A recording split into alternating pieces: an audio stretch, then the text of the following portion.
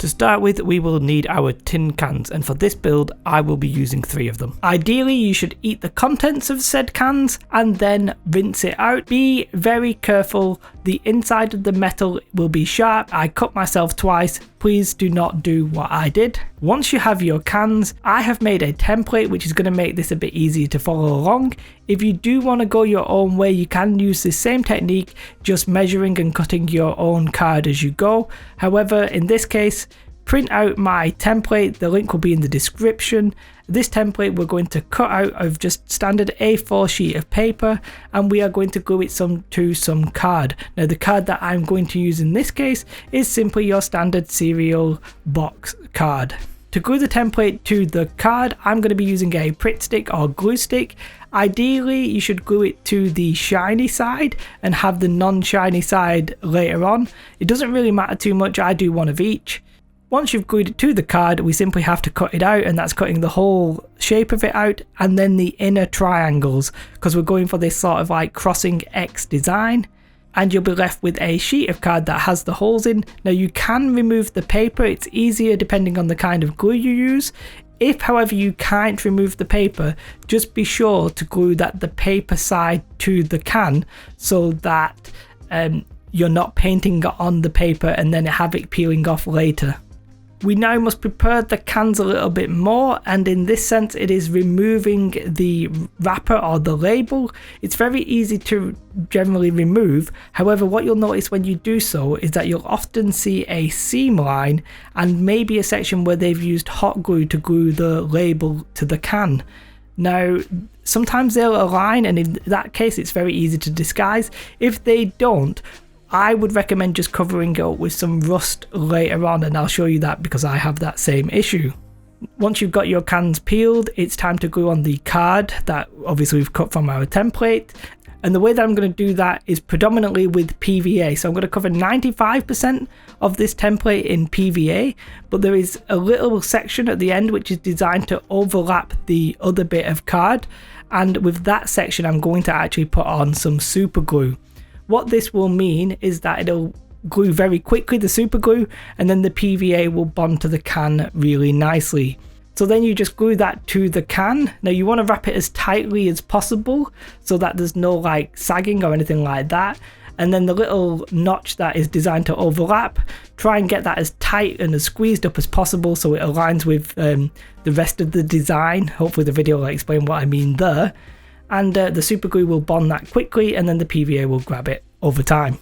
You want to do that 3 times of course, but I thought it would look nice with a strip at the top and a strip at the bottom. So the way that I do that is there's a template for this as well, but I think I just cut out I think 1 centimeter strips. You can just eyeball it if you like. Cut 1 centimeter strips out of card, and the length of it you might have a bit of a problem because we've got the thickness of the card to contend with, so you might need to like trim it down to size. But I don't want this bit to overlap because it's not gluing to the can and the metal part of the can. It's actually okay for it not to overlap. What I do try and do is make it so that the seam is exactly where the previous seam was, so that we're not getting 2 seams, we're just, you know, using the 1 seam. Glue that on. Again, I use PVA 95% of it and super glue on the edges just to make it so it adheres quickly, and then you can work on it if you have to, and then the PVA will create a nice bond later on.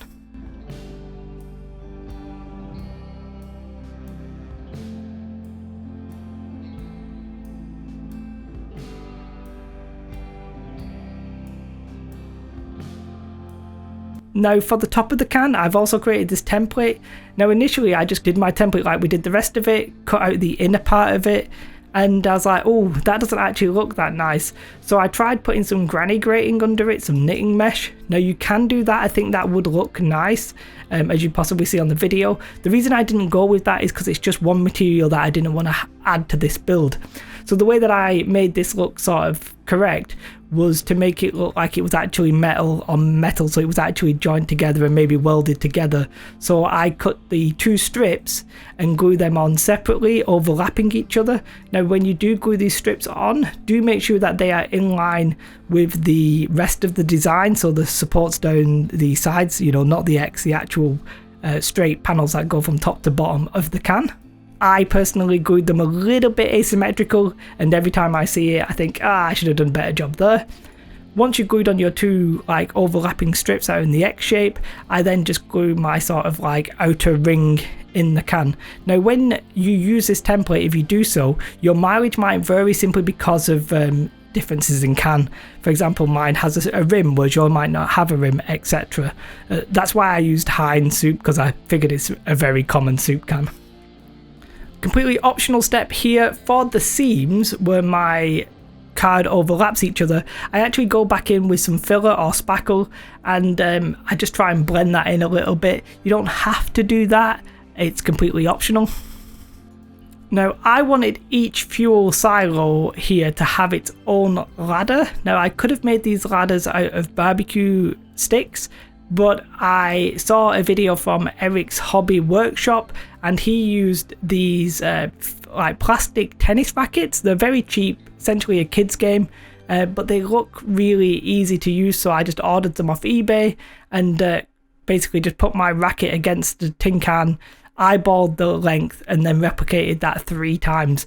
You could do it with barbecue sticks, but this was so easy and cheap, and I actually really like the way that it looks. I just trimmed that off with my hobby cutter and then a knife on the edges.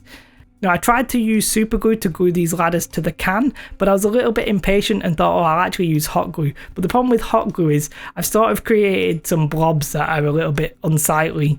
So if you do have the patience, please use super glue there. Now I've put a ladder against each of these cans. You could just do a ladder against one and then have walkways on the top, but I personally didn't want to do that.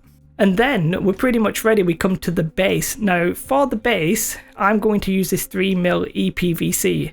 However, I would recommend painting the cans not attached to the base. It will be easier all around. I do glue it to the base and still paint it, so it's definitely possible. But yeah, I would recommend spraying the cans with a black primer because it's metal, and then painting it, not attached to the base. As I said, I'm using this 3mm EPVC. I would actually recommend 5mm or something like MDF. Because of the base I'm going to be doing here is essentially long and narrow, it's a little bit flimsy, so I would recommend a sturdier base. And I measured this out so that my cans are going to be equal distance apart and that there's an equal distance at both ends of the can and an equal width essentially at both sides of the cans. And then I essentially just draw these squares where my cans are going to fit perfectly. That allows you to line up, all sides. I cut out the base just using a Stanley knife and then I bevel the base. Now to glue the cans to the base, you could use one of 2 options here. One option is the way that I did it, which was I traced out my can onto the base and then put the hot glue slightly on the inner side of that circle. Do be aware when you do this, when you put the can to this hot glue, because the can is metal, it's going to transfer the heat. That means the heat from the hot glue is going into the can, which means the hot glue will dry really quickly. It does mean you won't have much wiggle room. An alternative to that is the way that, say, somebody like Wylock did it, which is to get little bits of foam board and to glue that to the inside of the can and then put your hot glue on the foam board. That'll allow you to have more wiggle time and allow you to adjust it a little bit more appropriately. Then I just covered the whole base in PVA and sand. And I found that I have these orange juice cartons that I drink almost every day, and they had a nice little small straw with like a corrugated bendy straw. So I just cut out the bending part of that and just hot glued those to one side of the cans on each can, just for a little bit of extra detail, but I actually think it's one of the nicer effects to it. You could go overboard, add panels and all different kinds of piping, but just something really simple I really enjoyed. And then I took it out in Storm Dennis and sprayed this black when there was a reprieve in the weather. I do recommend spraying the cans, but for the base you don't really need to spray that. For the corrugated parts of the tin can, I take a dark metallic colour and just dry brush the cans, like on the inner part of it. Then I take a lighter colour and so on. And then to paint the rest of the can, I initially tried to paint it with this like craft artist acrylic blue, but it wouldn't adhere to my card for whatever reason. I think the quality of the paint just wasn't very good. So I just whacked out some Macragge blue, which is my expensive Games Workshop paints, but it was all I had to hand because I wanted it to be blue, and then painted that part blue. In between the ladders, etc. Now I wasn't too bothered if that the blue that I did wasn't exactly a smooth covering and that there was areas of black, because I'm going to do a wash and I'm going to do weathering anyway, so I didn't need like 2 thin coats, our Lord and Saviour Mr. Duncan. Now the tops I initially did blue, but then I realised I actually wanted to mix up the colour, so I did the top sort of panelling in like a medium grey colour. I also did the ladder in grey and I did the pipe in silver. For the base I just used this sort of chocolatey warm brown. Now the weathering is very simple. First of all, I'm going to take that dark metallic colour, get a sponge and just sponge it on in places. Now I'm trying to concentrate here obviously on the blue part, and I'm looking at corners and edges, and I'm also looking at places where maybe the quality of the material itself had faded. Either I'd put hot glue on it, or you know, the cardboard was just a little bit worn, because I'm going to try and make it look like rust. So I just sponge that on. If you go overboard with this, you can always go back to your original colour and just paint it in, and that'll get rid of the weathering. Once I've done the silver, I then go with a brown and an orange and just mix those together again with the sponge, just trying to get a bit of variety in the colour. And areas where it looks like it's damaged, or that hot glue that was on the can, I'm trying to make those look like they were just rusted areas. So the bits that are hot glued onto the ladders, again I'm trying to make that look like rust. Just dab that on with you know, your browny orange colour, and I actually think it really adds a lot to the work. For the base, I'm just going to dry brush it with a light brown that I get from, like, it's a house paint. It's like a Hessian colour, I think. And then for the actual cans, I'm going to give them a black wash, very homemade, easy black wash, just some black paint and some water, nothing fancy. For the final detailing, I just get some bushes, some lichen, reindeer moss and some grass tufts, and that's it, call that a day. I think the template itself is pretty damn nice, and if you do use that, I would love to see your work on Facebook. So there's a link in my Facebook group in the description below. I'd love to see what you do, either this or any other project.